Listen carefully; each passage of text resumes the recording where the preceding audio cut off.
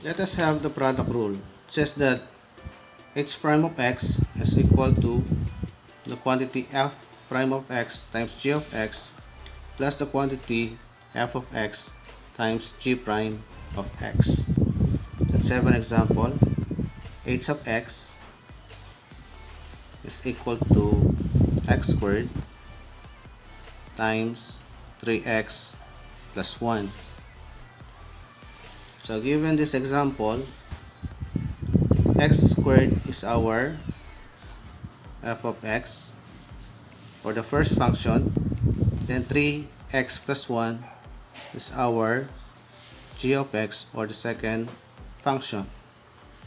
So applying the product rule, we have h prime of x is equal to f prime of x means the derivative of f of x. So derivative of f of x is 2x. Applying the power rule, then times g of x 3x plus 1 plus f of x for the first function is x squared times g prime of x or the derivative of g of x. The derivative of 3x plus 1 is 3. Now, applying the distributive property, 2x times 3x is 6x squared, then 2x times 1 is 2x plus x squared times 3 is 3x squared.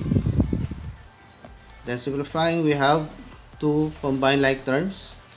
6x squared plus 3x squared is 9x squared, then add 2x. Therefore, our derivative is 9x squared plus 2x.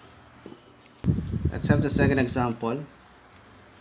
Say h of x is equal to the quantity 3x minus 2 times the quantity 2x plus 3. So applying the product rule, we have h of x is equal to, so f prime of x, the derivative of 3x minus 2 is 3 times g of x 2x plus 3 plus f of x is 3x minus 2 times derivative of g of x 2x plus 3, the derivative is 2. So h prime of x is equal to 3 times 2x is 6x, 3 times 3 is 9 plus 3x times 2 is 6x, negative 2 times 2 is negative 4.